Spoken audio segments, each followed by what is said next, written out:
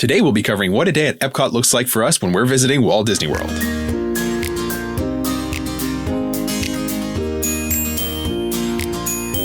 Hello and welcome to the Let's Go to Disney podcast. I'm your host Oliver. Today is Sunday, January 7th, and you're listening to episode 17, a sample day in EPCOT. Lucy is back on the show today to talk EPCOT with us. Hey everyone, it's nice to be back on the show. I absolutely love EPCOT. It has really grown on me and become one of my favorite parks to go into. And I'm really excited to share with you guys how we like to do our EPCOT days. Yeah, absolutely. Same for me. It's slowly worked its way up to my favorite park. There's just something about it. As an adult going back, enjoying the food booths, the different festivals, there's always something going on. I really enjoy EPCOT. Yes, and they've definitely upped their games when it comes to attractions as well. Yeah, absolutely. Before we get into today's main topic, here's what's going on in the parks right now. First things first, as of January 9th, guests with date-based tickets will no longer need Park Pass reservations to enter the parks. This extends to virtual queues in the sense that you won't need a Park Pass reservation for EPCOT or Magic Kingdom if you're trying to get in the virtual queue for Tron Light Cycle Run or Guardians of the Galaxy Cosmic Rewind. Disney has said that anyone with valid theme park tickets will be able to join the virtual queue for these rides when the virtual queue opens at 7 a.m. They have said that you will only be able to join one virtual queue at a time, as in you won't be able to join both the Tron virtual queue and the Guardians of the Galaxy virtual queue at 7 a.m. Really, this doesn't change your day all that much. If you were planning to go to Magic Kingdom on the first day of your trip, for example, and were planning to join the virtual queue for Tron, everything remains the same. Except you don't need a Park Pass reservation to join the virtual queue. Let's not overcomplicate it. It's really that easy. That's all there is to it. Quick note, if you don't have date-based tickets, so annual pass holders, for example, you will still need Park Pass reservations to join the virtual queue until further notice. Festival of the Arts officially kicks off on January 12th and will run until February 19th this year. The wonderful walk of colorful cuisine is returning. Like the other strolls, you pick up your passport and purchase 5 select dishes from the food booths to redeem a prize from Deco Delights. Disney has also released their foodie guide for the festival, and as always, they have some new eats as well as returning favorites that are visually stunning for this festival. Among some of the items that stand out, there is the beef Wellington from Cuisine Classique, with mushroom duxelle, prosciutto, puff pastry, and red wine demi-glace. The deconstructed dish will have the deconstructed key lime pie, with flexible lime curd, key lime mousse, graham cracker cake, and meringues. Over at Figment's Inspiration Station at the Odyssey, you'll find a blueberry tart with purple icing, rainbow cake with freeze-dried Skittles, and the grape smoothie with freeze-dried Skittles as well. These treats are very colorful and vibrant. The Craftsman Courtyard will have the grilled pork belly with salsa verde, broccoli, pickled peppers, and raclette cheese with grilled sourdough. It sounds amazing. The Pastoral Palette will have the red wine braised beef short rib with parsnip puree, broccolini, baby tomatoes, and balsamic glaze, as well as the Black Forest cake with chocolate mousse, Morello cherries, and chantilly cream. The artist's table will have the hummingbird cake with banana and pecan cake, dipped in cream cheese icing with caramel sauce and warm pineapple compote. Vibrante and Vivido and Canto Cucina, I hope I'm saying that right, will have the chorizo and potato empanada with turmeric aioli and annatto aioli. It looks and sounds amazing, as well as the passion fruit filled mango cheesecake with coconut pineapple cake, dragon fruit gelée, and dragon fruit strawberry sauce. It looks and sounds amazing. Deco Delights will have the Neapolitan dessert trio, which is a chocolate tart, vanilla bean cheesecake, and strawberry mousse. It all looks delicious and visually appealing. Pop Eats will have the Rock the Dots chocolate and orange mousse with vanilla bean chiffon cake. This thing looks so cute. L'Art de la Cuisine Française will have the crème de brie en petit pain, which is exactly what it sounds like, melted brie in a bread bowl, as well as the moelleux et noisette, which is molten Valrhona chocolate cake with hazelnut crunch and mango raspberry coulis. It looks and sounds amazing. El Artista Hambriento will have the carne asada, which is chipotle marinated beef sirloin, grilled queso fresco, Napoli salad, and queso fresco foam with chicharron dust. This looks and sounds divine. As always, there's no shortage of yummy eats at this EPCOT festival. You can find the full menu along with photos on the Disney Parks blog website. In Tiana's Bayou Adventure News, Disney Parks blog shared photos of the weather vane that was just added to the attraction that is currently being reimagined. Master blacksmith Daryl Reeves created this wonderful piece. Reeves is a third-generation blacksmith and Vietnam veteran, and his work with wrought iron can be seen all across the city of New Orleans. It's nice to see this attraction coming along as we enter 2024. The big news this week is the free dining plan offer is back. Disney announced a new offer for Disney Plus subscribers. Guests can get free dining when they buy a non-discounted 4-night 4-day travel package that includes a room at select Disney resort hotels and theme park tickets with park hopper option. This is valid for most nights between July 1st and September 30th. One thing to note, if you are staying in a moderate or value resort, you will get the quick service plan. If you're staying in a deluxe resort, you will get the standard dining plan. Another offer was released that made less of a splash, but is good nonetheless, and that's 35% off select resort hotels when you stay 5 nights or longer, most nights between March 25th and October 3rd. We went ahead and booked a room with this discount for a potential fall trip. Having said that, let's get into today's main topic. Lucy and I will give you some insight as to what a day at EPCOT usually looks like for us when we visit Walt Disney World. We'll go over where we typically stay and how we get to the parks, how we structure our day and our park strategy in balance with the virtual queue for Guardians of the Galaxy Cosmic Rewind, individual lightning lanes, and Genie Plus. We'll also talk about some of our favorite places to eat at in the park and around the World Showcase. So we've stayed at the monorail resorts before. Yeah, that's right. We have stayed at the Polynesian, which runs right on the monorail line. Yeah, absolutely. So the Poly is nice because you can actually walk to the TTC. So you don't have to take that monorail route to get to TTC and then make the change to get to EPCOT. You can just walk right to the TTC and take that direct line right to EPCOT. Yeah, it's a super easy walk, very well marked, so you can't get lost. Yeah, absolutely. Very, very convenient. We've also stayed at the EPCOT area resorts and we've taken our own 2 feet. So not that long ago, we stayed at the Swan Reserve. That's right. And from there, we were able to essentially just walk to the International Gateway entrance from there. Yeah, and it's actually a really nice walk. It's right along the water in the boardwalk. Then you cross over into a bridge and you can just see the International Gateway as you're walking over. It's really nice. Yeah, absolutely. And we've also taken the bus and gotten to the front entrance the same way you would with the monorail or if you're driving. So just so you guys are aware, to get to the park, if you're driving, taking the monorail or arriving by bus, you're going to be at the front entrance. If you're arriving by boat, your own 2 feet, or the Skyliner, you're going to be arriving at the International Gateway entrance. That's right. EPCOT is the only park that has 2 entrances. Yeah, that's right. Like I said, so we've stayed at the EPCOT area resorts. We've stayed at the monorail resorts. We've also stayed at resorts where we had to take buses, and that gets us off right at the front entrance. Yeah, when it comes to those EPCOT area resorts, there's a few of them. There's the Yacht and Beach Club, there's the Boardwalk, the Swan and Dolphin, and the Swan Reserve. And from all these resorts, you can walk either to EPCOT or Hollywood Studios. That's right, yes. It's actually super convenient. If you're staying in that area, the proximity to the parks is really awesome. Yeah, for sure. I would agree with that. And like you can't overstate, obviously, being on the monorail. If your interest is staying at Magic Kingdom, obviously that's a big draw as well. Huge, but yeah. If you're there, like especially with locals, like annual pass holders or DVC members, around food and wine, it's super nice to be able to stay at those EPCOT area resorts because you can pop in and out of the World Showcase to go grab some food. I agree. Right. So getting to the park. So for EPCOT, like I said before, where you're staying is going to determine which entrance you're coming in from. So if you drive, take the monorail bus, front entrance, Skyliner, boats are on foot, International Gateway entrance. Depending on which entrance you come in from, it will change your strategy for the park, especially when you're here for early entry. So for lightning lanes, Genie Plus, and virtual queues, 7 a.m. will likely hit when you're getting ready to head for the park.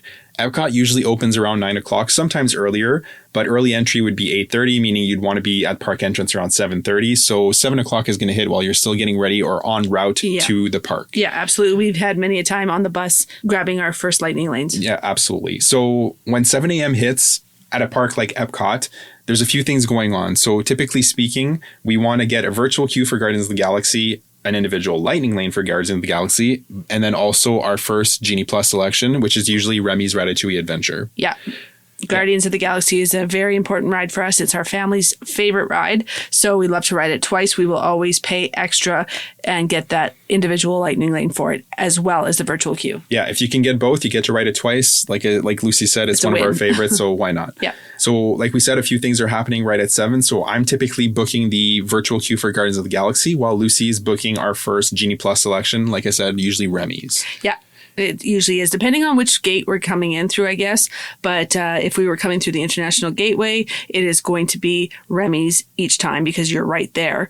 And if we're coming from the front, then sometimes we'll do Frozen. Yeah, it depends if we have our kids with us usually. Absolutely. If it's just Lucy and I, we'll always go to Remy's. If it's the kids are with us, we usually go to Frozen because my daughter's a huge Frozen fan. Yeah. But that doesn't necessarily change our Genie Plus approach.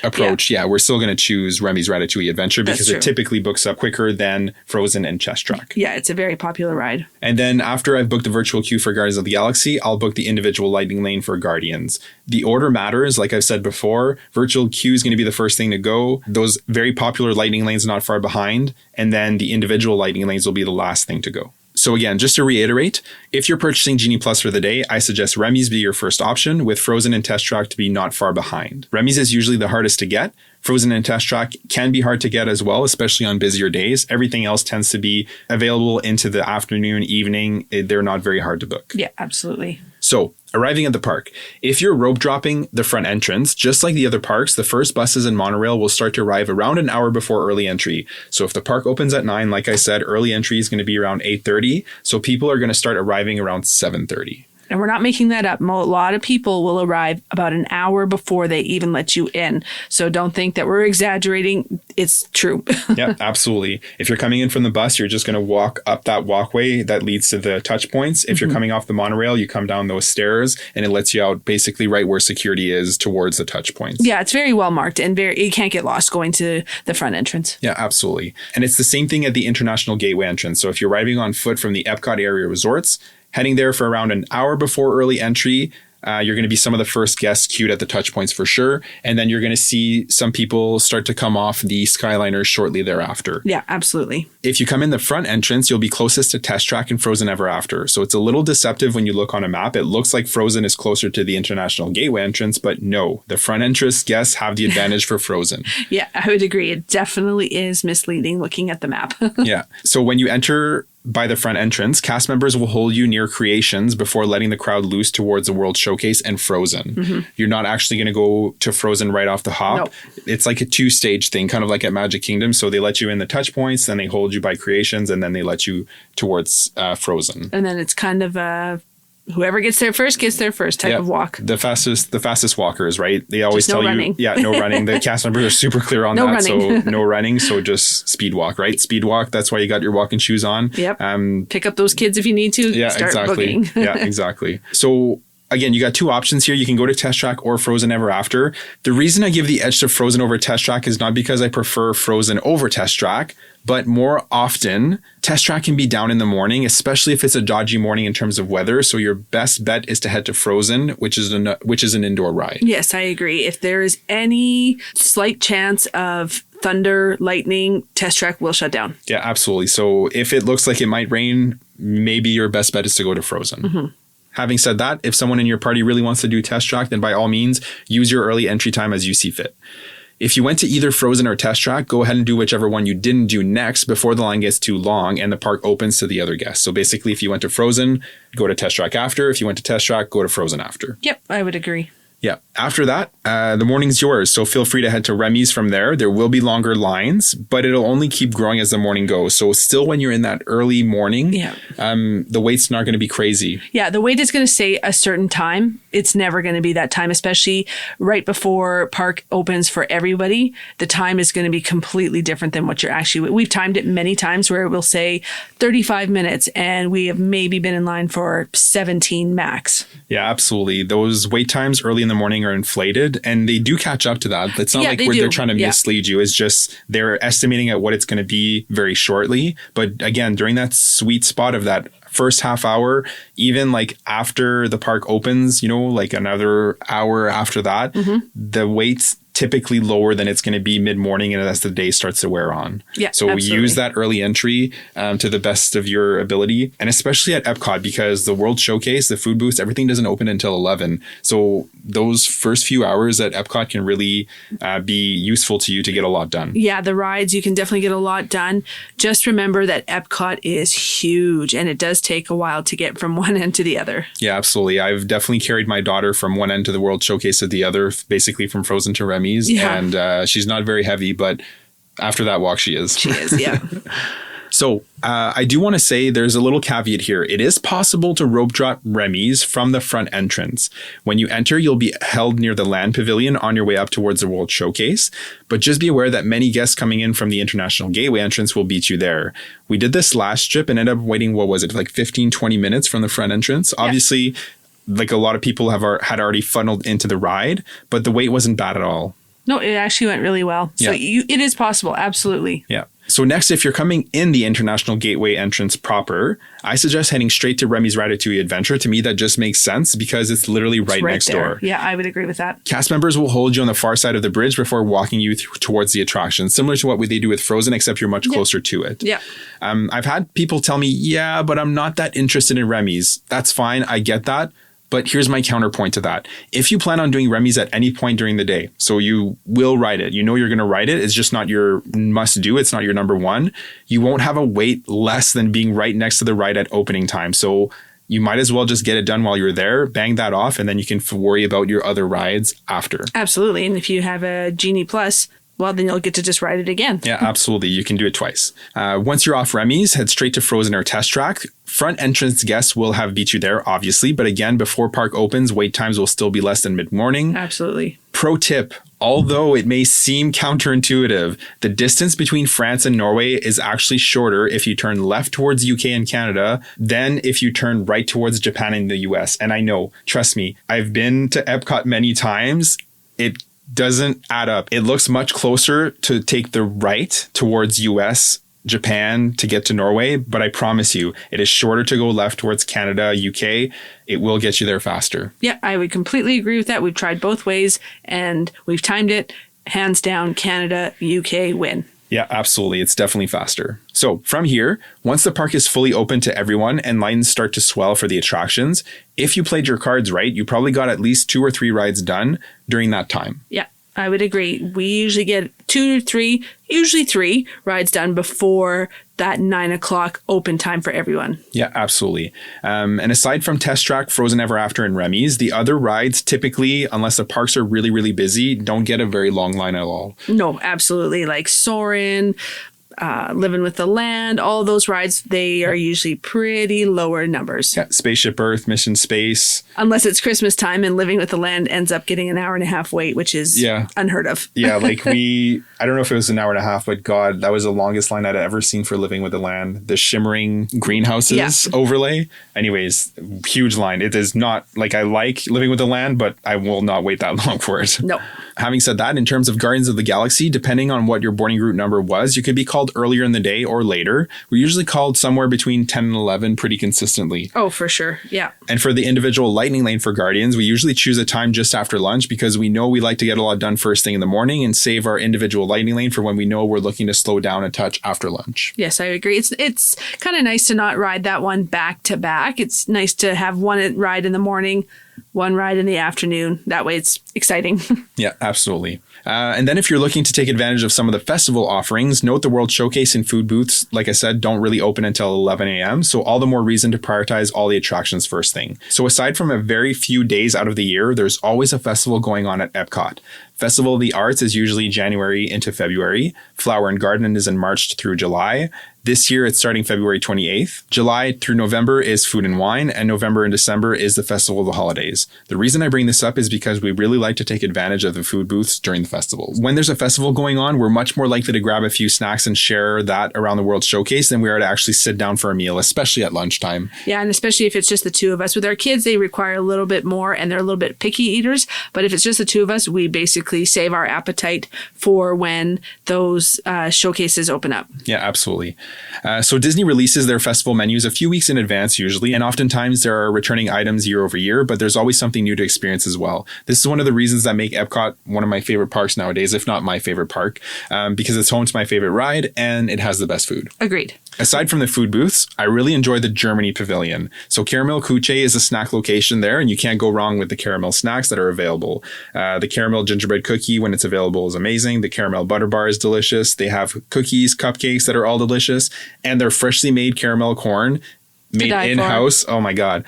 It's so good. It's still warm when you grab it from the quick service location there. It's melty almost, salty, sweet. It's perfect. Yeah, absolutely. Definitely one of my favorites. Over at Summerfest, still in Germany, the grapefruit beer, the Schafferhofer is available at Summerfest. That's like juice going down. Yeah, basically juice, yummy. Right? It's like, you can't even tell that it's beer. It's basically juice. Super tasty. And the pretzel bread pudding there is super delicious as well. And you can also get that at Summerfest. Over in the France Pavilion, you also have a great option in Les Halles Boulangerie and Patisserie. They have sweet and savory options that are sure to please anyone in your party. It's definitely worth a stop here. It's always busy. It is, yes. We've waited in like really, really long lines for this. We've waited in not so long lines for this. Yeah.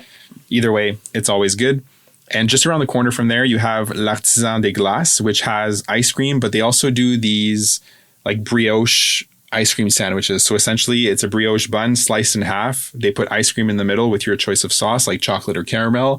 Put the bun back on, put that in a press for a few seconds. You got the warm bread on the outside, cold ice cream on the inside. It's all good. Over in the UK Pavilion, you have the Yorkshire County Fish Shop, which is the quick service location attached to Rose and Crown. And they have really good fish and chips here. Mm-hmm. Yeah. Aside from this, there's also some locations that offer a bigger menu and your typical theme park options if you have kids or picky eaters. For that, I suggest Sunshine Seasons in the Land Pavilion or Connections Eatery, which is attached to the Connections Cafe, which is the Starbucks location at Epcot. Yeah, both really good choices. Lots of options. Yeah.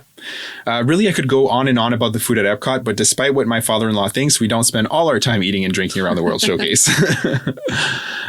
Into the early afternoon here, depending on our plans, we may get out of the parks for a little while. We sometimes like to have lunch either at a monorail resort, because the monorail is obviously at Epcot, or a Skyliner resort since it has access from Epcot as well. Yeah. Even just visit some of the resorts and get a break from the parks. Yeah, we've done that before with our kids. Our son thinks that the Skyliner is a ride in itself, so we just like to hop on that and head on over maybe to the Riviera for a Topolino's brunch, anything like that. Yeah, absolutely. If we stay in the parks, this is where we continue to book lighting lanes for the other attractions like Soarin', Living with the Land, Spaceship Earth, Mission Space. Yeah, just... And then we enjoy walking around the World Showcases, going in and out of the little shops that they have in each one. It's a lot of fun. Yeah, absolutely. And depending on the time of year, there's sometimes shows or other offerings around the World Showcase, like the Candlelight Processional during the Festival of the Holidays. It's always worth checking the My Disney Experience app or the Disney website to see what offerings are available in terms of festivals while you're on property. Mm-hmm. Like we were just there for the Festival of the Holidays, and they had these kind of Christmas stories. Like the France Pavilion had the French Santa, Norway Pavilion had their Santa, and they had like the show. Traditions of what each country, what Santa means to them, what their Santa looks like. It's very cool. Yeah. Joyful was singing their show in front of the World Showcase. So there's always something going on during these festivals. So that's something you can definitely do in the afternoon when you're ready just for a slowdown. Mm-hmm. So if we're having dinner in the park, there are a few go-to restaurants that we really enjoy that we suggest. So when the kids are with us, we definitely suggest Space 220. Advanced dining reservations are highly recommended because it's still a fairly popular restaurant. Despite the mixed reviews, we've always enjoyed it there. Oh my gosh, our kids think it's the coolest thing ever to be eating in space. Yeah, absolutely. So our kids, so just for reference, they're 8 and 6, and they legitimately thought that we went to space, which is super cute. Yeah, it's adorable. And the restaurant is so well themed. The windows look like you're in space. And as far as you're concerned, if you were 8 years old, they could be legit. They've done such a good job with it. And we actually really like the food there. The kids were really happy with their meals, and we both had delicious, delicious meals. Yeah, absolutely. I had the short ribs to die for. Absolutely. I had the steak. It was also really good. The kids had, I think it was sliders, like cheeseburgers with fries, and they loved it as well. Yep. So we don't have a bad thing to say about it. Great dining experience. It is expensive though, so be mindful of that. Something that can make it a little bit more palatable is actually to book a reservation at the lounge. You don't just walk up to the lounge here. You actually need a reservation for it, but you are able to order some a la carte items from the sit-down menu. Yeah, if you're not looking to have the full meal experience, but just want to get up there and see what it's about, that's definitely a way to go. Yeah, absolutely. And you can save some money that way as well and still get the experience. We also love Via Napoli. They have great pizza here. We like the Picante, which has the Italian sausage, but really any pizza you have here is good. We also really like La Hacienda de San Angel. We love the chips and salsa and queso here, as well as the Alambre de Reis. It's consistently good here. Always good. Yeah. They have really yummy drinks too. It's just, it's a really nice place. We probably would pick that every time we go to Epcot. We love it. Yeah, 100%. We've never had a bad meal here. For character meals, you have Akershus in Norway, which is basically princesses. If you're not able to get a reservation at Cinderella's Royal Table at Magic Kingdom and you still want to do a princess character meal, this is a good backup. And then there's also Garden Grill in the Land Pavilion. Those are good options for families as well. Yeah, I would agree. They have a breakfast there as well too, with Mickey and the gang, so definitely worth checking out. Other good options are Rose and Crown in the UK Pavilion, Le Cellier in the Canada Pavilion, among others. There's no shortage of good dining options in this park, really, between the restaurants, the World Showcase, the food booths, like Epcot is the place to eat and drink. Like it is for sure. Like they've got awesome rides too, but they're the park that it definitely wins in the food and drink portion of it all too. Yeah, absolutely. So after dinner, whether we went off-site or we stayed on park, we may grab something sweet along the World Showcase, check out some of the other experiences in the parks like Circle Vision 360 films, or the quieter, more relaxed attractions while we wait for the nighttime spectacular. On that note, until very recently, I guess not that recently, in April of 2023, the nighttime spectacular up to that point had been harmonious with the big barges that were in the World Showcase Lagoon that had mixed reviews, I think, because of the barges. They were kind of an eyesore during the day. I agree. But the show itself was amazing. Oh, it was wonderful. The great music, great fireworks. It was really good. And the water features with those barges, it was really impressive. That stopped in April of 2023. Epcot Forever replaced it from April to December. That show is just okay. It was just okay. Yeah, it's still good. It's still fireworks. It has a good finale, but after Harmonious, I think it was a little bit lackluster. Agreed. And then Luminous, The Story of Us, just had its first show on December 5th, and it's going to be that going forward. Yeah, and that's the one we're going to experience the next time we go, and we're really excited about that. I think it's going to be really good. Yeah. We always love seeing a show that we haven't seen before. Yeah, absolutely. We haven't experienced yet, so we're definitely looking forward to that for our next trip. So after the show, whatever you end up seeing at the time, just like the other parks, don't rush. Okay. Nope. So on your way out of the park, stop by Creations, do some shopping. If you had your eye on something that you didn't want to drag around with you all day, go buy it now, right? Go buy that t-shirt or that decoration or that houseware item. And now you can just head back to your hotel room or to your car and you don't have to worry about lugging it around with you. Another thing that we like to do at the end of the night is, if we have time, we like to go to the Yacht and Beach Club and actually get to Beaches and Cream and have some yummy ice cream from there. It's really good. Oh yeah, great point. Yeah, Beaches and Cream. So they do have walk-up availability. It is advanced dining reservations, but they do have like a bar kind of thing where you can sit down and have a sundae. They do also have a walk-up window if you don't want to actually go and sit down inside. Yeah, if this is just a last-minute decision, don't worry. You can still do it. Yeah, absolutely. Yeah, I got it. They have such good ice cream there. So good. And Beach Club is such a beautiful resort, honestly. Yeah, it's kind of fun to walk around it. And like you're literally from the International Gateway entrance, what is it, like a 5-minute walk at the very max? And like we're talking a leisure walk here, and it not usually like does a you rope some drop. good to do some walking. Yeah. Like although you've been walking a lot, but at the end of the day, not rushing walking. Yeah, I guess is what I mean. Just taking a leisurely stroll to the Beaches and Cream. Exactly. I totally agree. It's not your rope drop walk. It's your end of the night. It's been a long day. Let's grab some ice cream walk. Yeah, exactly. Yeah. So yeah, this is usually how Lucy and I like to structure our day, give or take a few details. This may or may not work for you and your party. One quick thing to note is that when we have our kids, we tend to not graze at the food booths as much. They do have activities like Figments Brush with the Masters, where you purchase a map and stickers and find the hidden figments in the works of art throughout the world showcase and redeem for a prize when you're done. They also have things like that for all the festivals. So Spike de Bee for Flower and Garden, Remy's for Food and Wine, and Olaf's for Festival of the Holidays. These types of things can keep their little minds and hands busy. Hopefully this gave you a better idea of how you can structure your day, pick and choose what's most important to you, and apply that to your itinerary. Yeah, with that said, just thank you so much for joining us today to talk EPCOT, our favorite park. Yep, absolutely. To make sure you don't miss any future episodes, make sure to subscribe to the podcast. We would also love it if you could take a moment to rate and review the show. This helps us reach more listeners, and we love the feedback. Make sure to follow us on Facebook and Instagram for much more magical content. The link tree in the show notes will take you to all our socials. Have a great day, and we'll see you real soon.